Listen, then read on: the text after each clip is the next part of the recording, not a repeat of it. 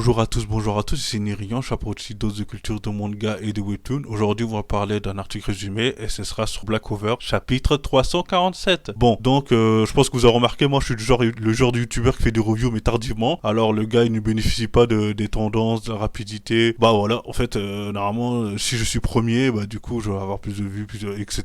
Mais bon, je fais toujours tardivement, du coup, voilà, tant pis, hein. Mais bon, mais j'aime bien comme ça et j'aime bien cette situation, voilà. Ça me dérange pas et je prends du plaisir de prendre mon temps et en parler. Je suis pas dans la hâte, c'est un peu chiant d'être dans la hâte, c'est-à-dire que tu oublies certains moments, certains trucs à force de se dépêcher. Bref, voilà, je vais essayer de faire un peu plus rapidement et voilà.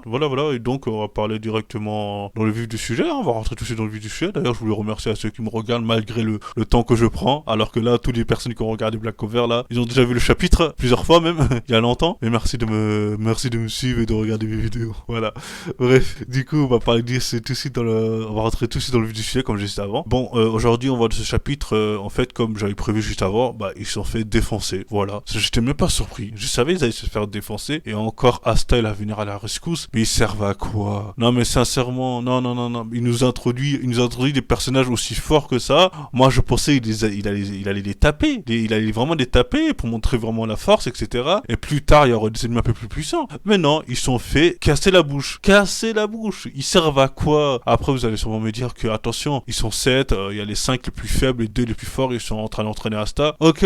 Mais les 5, ils n'ont rien pu faire. C'est quoi ça? Mais c'est quel délire de. Le gars, il a sorti. C'était quoi là? Ouais, je sais, c'était un petit running gag. En fait, l'un des trois, comment dire, envahisseurs, son pouvoir, c'est montrer la peur. Ok, why not? S'il peut montrer la peur, c'est intéressant. Et je sais, c'était un running gag par rapport au crapaud là. Mais ça sert à rien, normalement. T'es pas infecté par ce genre d'attaque. T'as un guerrier qui protège, qui protège son pays. Si tu as peur d'un petit truc, oh là là, alors qu'il y a des vies derrière. Mais mon gars, questionne-toi, qu'est-ce que tu fais ici? Va devenir forgeron, ou je sais pas, quelque chose comme ça. Enfin bref. Non, mais j'étais un peu déboussolé, choqué, tous les synonymes qu'il faut pour décrire cette situation. Mais non, mais je pouvais plus regarder ça. Je me suis dit, c'est quoi cette situation? Un peu plus de trucs, s'il vous plaît. Comme, je sais pas, moi, un peu plus d'énergie, de combativité. Il y avait rien. Ils se sont fait battre, mais facilement. C'est pas genre, ils étaient résistants.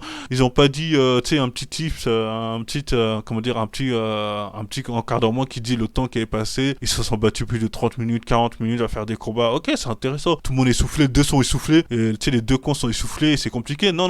Juste là, c'est le camp des, de Wano Kuni. J'allais dire Wano Kuni. Mais le clan de ceux qui sont pas fait envahir, tout simplement. Qui sont restés safe. Voilà, c'est un peu chiant. Le camp d'Asta, on va dire. Le camp d'Asta, qui est resté, le camp d'Asta qui est juste fatigué. Et l'envahisseur, bah, il est toujours là, hein, il est toujours prêt à se battre. C'est un peu chiant. Pourquoi je dis le camp d'Asta? Parce que sincèrement, cette ville, hein, on va plus entendre parler, hein. Comme tous les arcs au début, hein. Genre Diamant, on les a plus entendu parler. Spade, on les a plus entendu parler. Même le truc d'Elf, là, de forêt, là, on ne les entend plus parler. J'ai l'impression que c'est un arc et c'est fini. Après, vous allez me dire, c'est normal, mais c'est un peu chiant quand même. Genre, est-ce qu'il y a des coalitions, des alliances qui se créent? Parce qu'à la base, c'était des villes rivaux, hein. Est-ce qu'à la fin, maintenant qu'ils ont tous un menu, est-ce qu'il y a des alliances, la ville grossit? Ou pas la ville Clover grossit, mais genre, ils ont des alliances solides, ils se fournissent des mages, la liberté. Il n'y a pas une question un peu au-delà, un peu politique et peut-être intéressant. Mais non, rien du tout. C'est juste que arc, ça saute. Alors que imaginons, on va prendre l'exemple de Naruto, il y avait de la politique derrière. Il y avait un peu de la politique. Ok, les gars,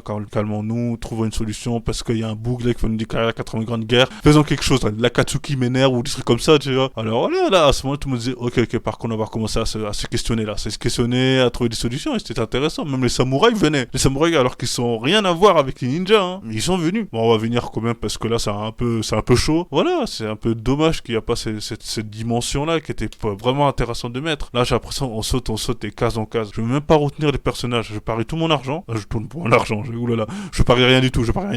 Non, mais ce que je veux dire, c'est que c'est sûr que au-delà de cet arc-là, on va plus entendre parler d'eux. Cet arc-là servait seulement un power-up d'Asta. Après, on va plus entendre parler d'eux. Voilà. Bref, je chipote. Mais bref, dans ce chapitre-là, on voit du coup, le camp d'Asta se fait défoncer. Et donc, juste après, on va, comment s'appelle la petite sœur de Yami? La petite sœur de Yami, là, qui a eu un flashback parce que grâce au pouvoir qui montre la peur des gens, la petite sœur, elle a vu, du coup, au lieu de voir un crapaud, elle a vu son père qui la martyrisait. Et du coup, à ce moment-là, elle avait peur. Et suite à ça, elle était prête à se battre, hein. Elle était déterre, voilà, c'est intéressant. Sauf qu'elle a eu des brefs souvenirs, et là, j'ai rien compris. Pourquoi les souvenirs sont venus maintenant qu'après? Je sais qu'il faut un déclencheur, mais je sais pas, moi, tu penses à Yami, elle a pensé à son père plusieurs fois entre temps, non? Je me dis ça, c'est bizarre, hein, elle a pensé, malgré les choses, elle a quand même pensé à son père de temps en temps, hein. C'est un peu normal, du coup, les souvenirs, ils ont dû arriver plus tôt que prévu. Enfin bref, du coup, bah voilà, il y a eu un déclenchement, du coup, de vieux souvenirs, et on apprend que c'est pas elle, c'est pas Yami qui a détruit le clan, mais c'est elle. Et quelle est la raison de tout ça? C'est à cause, en fait, dans le clan, ils se dopaient, en fait, grâce à des pilules.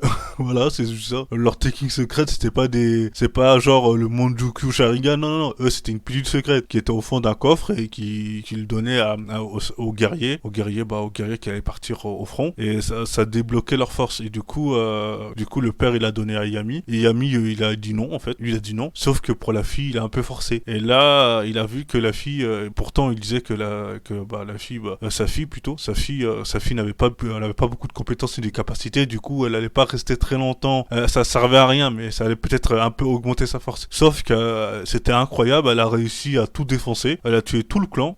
Elle a un pouvoir qui sommeillait de malade en elle. Donc, elle a tué tout le clan. Et le père, il s'apprêtait à la tuer parce que c'était trop dangereux de la laisser en vie, de continuer le carnage. Sauf que là, on remarque que c'était Yami qui s'est interposé. Voilà, les souvenirs, c'était à peu près ce délire-là. Et à ce moment-là, on voit que le shogun du pays, il voulait pas trop en parler de ça pour pas trop la choquer. Du coup, il a caché ça. Bref, voilà, c'est un peu, voilà, du coup, son histoire. Et après, c'est intéressant.